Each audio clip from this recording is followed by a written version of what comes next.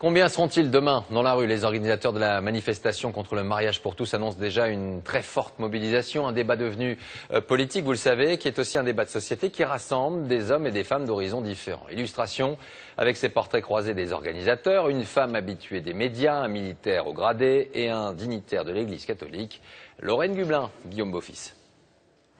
Une provocatrice du petit écran, un militaire des plus hauts gradés et un dignitaire de l'Église catholique. Rien ne semble les rapprocher et pourtant depuis des semaines, ils se mobilisent autour du même objectif, le succès de la manifestation. Un mouvement anti avec une égérie haute en couleur, Brigitte Bardot, visage médiatique de cette manifestation. Pourquoi nous sommes contre le mariage entre guillemets gay? Issue de la bourgeoisie catholique lyonnaise, Virginie Merle dit Brigitte Bardot, personnage créé dans les années 80. Je suis chanteuse auxiliaire du groupe Jalon. Court toujours les plateaux de télé. Aujourd'hui, elle veut être une porte-parole.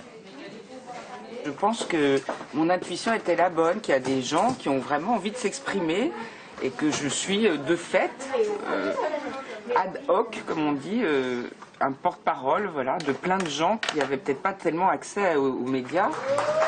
En 1999, elle défendait le Pacs.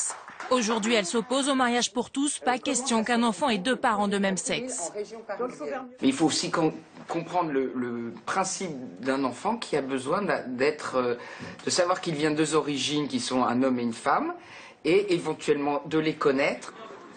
Derrière les caméras, un homme de l'ombre, un conseiller indispensable, le général Bruno Darry. Aux jeunes organisateurs de la manif, il apporte son réseau, son expertise.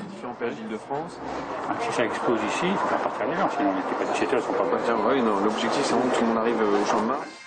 Tout juste retraité, Bruno Darry, 60 ans, est l'ancien gouverneur militaire de Paris, organisateur des 5 derniers défilés du 14 juillet. Cet été, il saluait le président chef des armées.